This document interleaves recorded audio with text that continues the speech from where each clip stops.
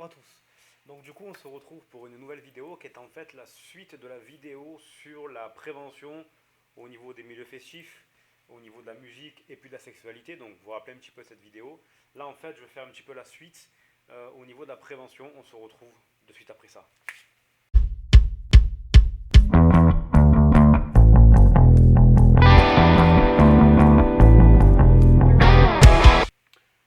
Donc en fait dans cette vidéo de prévention au niveau des bruits et au niveau de tout ce qui peut se passer en soirée, eh bien j'étais parti du principe où on se protégeait de deux dangers principaux. D'abord de l'audition, enfin on se protège l'audition contre le bruit et notamment contre la musique qui est trop forte. Et puis si jamais ça se passe bien dans la soirée qu'on rencontre quelqu'un, on se protégeait contre les maladies sexuellement transmissibles avec le préservatif masculin. Alors je reviens d'abord au niveau du son. Petite explication pour entrer un petit peu plus dans le détail, mais pas non plus trop, parce qu'on n'est pas non plus en cours, sinon vous avez votre prof de PSE préféré pour faire cours. Là, c'est pas le but pour vous. Là, en fait, c'est une échelle où on vous montre grosso modo le son, quand est-ce qu'il n'est pas dangereux, jusqu'à ce qu'il devienne dangereux. Grosso modo, ici, on est plutôt dans le cas d'un son qui n'est pas dangereux, une ambiance de classe, la voix avec laquelle je suis en train de vous parler, à moins que vous mettiez vos écouteurs à fond. Donc vous pouvez écouter pendant soit aucune limite, soit pendant 8 heures. Bien sûr, sauf si je vous saoule. Mais sinon, on peut écouter ce volume sonore sans problème.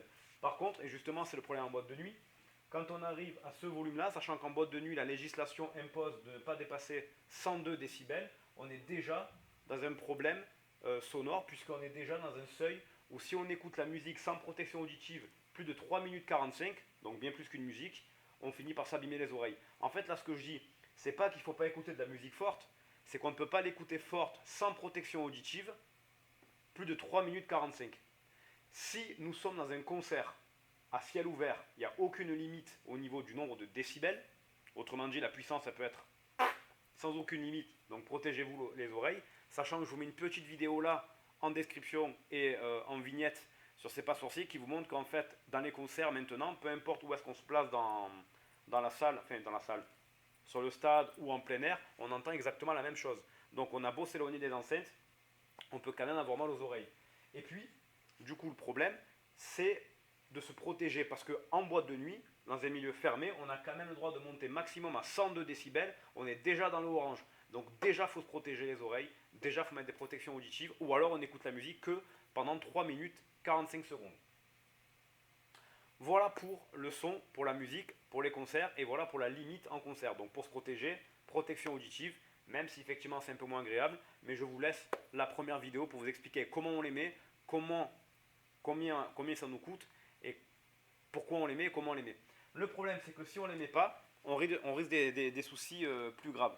Et là en fait ce qu'il faut savoir, alors c'est écrit à l'envers parce que c'est filmé, mais grosso modo, quoique non, normalement ça devrait être bon. En fait ce qu'il faut savoir c'est que quand on lit un MP3, n'hésitez pas à baisser le volume sonore et quand vous êtes en boîte de nuit, là on ne voit plus à l'écran mais au moins vous pouvez lire, lorsqu'on est en boîte de nuit, il ne faut pas hésiter à s'éloigner de la source sonore. C'est-à-dire que si vous voulez écouter la musique et qu'à un moment donné vous avez mal aux oreilles, n'hésitez pas à sortir de la salle, n'hésitez pas à vous éloigner du stade ou à vous éloigner de la pelouse sans ressortir parce que sinon vous perdez vos places. Mais n'hésitez pas, enfin vos places, il faut repayer pour rentrer, etc. Mais n'hésitez pas à prendre de la distance par rapport aux enceintes. Bref, on passe à la deuxième partie de la prévention, les maladies sexuellement transmissibles. A tout de suite. Admettons que vous êtes protégé, mais que malheureusement le préservatif a craqué, ou admettons que dans le feu de l'action, vous ne vous êtes pas protégé malgré mes conseils ou les conseils de votre prof de PSE, eh bien, vous avez pris un risque, maintenant c'est fait, allez vous faire dépister pour vérifier que vous n'êtes pas tombé malade. Parce que certaines MST ou IST, donc infection sexuellement transmissible pour IST ou maladie sexuellement transmissible pour MST, se voient directement, mais par contre il y en a certaines qui ne se voient pas. Notamment le VIH, c'est-à-dire le virus qui va ensuite se transformer en sida. Le seul moyen de savoir qu'on est contaminé, il n'y en a qu'un seul, c'est le dépistage. Deux choix. Soit allez vous faire dépister dans un centre spécialisé, il y en a plein, notamment sur Marseille ou dans d'autres grandes villes, ou alors vous demandez à votre médecin traitant de vous faire une prise de sang. C'est pris en charge à 100% par votre sécurité sociale, par votre mutuelle, peu importe. C'est pris en charge à 100%, et puis regardez, ça prend moins d'une minute.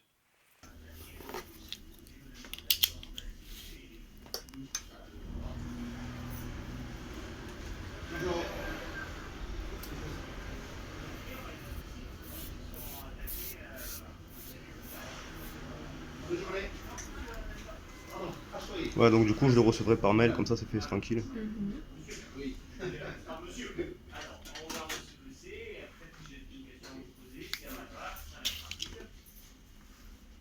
C'est pratique ça maintenant que c'est par mail, que c'est plus par. Exactement. Combien de temps vous les conservez du coup les résultats? Parce que comment même pas les chercher du coup après vous les balancez tout ça? Un an, ou plus, hein, même plus.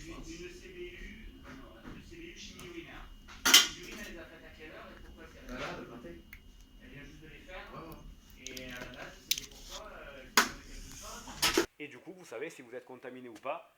Alors oui, c'est un coup de pression, parce que justement, on ne sait pas si on l'est ou pas, ou on a un petit doute, mais au moins quand on vous dit que vous êtes négatif, ça veut dire que vous n'êtes pas contaminé par le VIH, vous n'avez pas été en contact avec le VIH, tout va bien pour vous.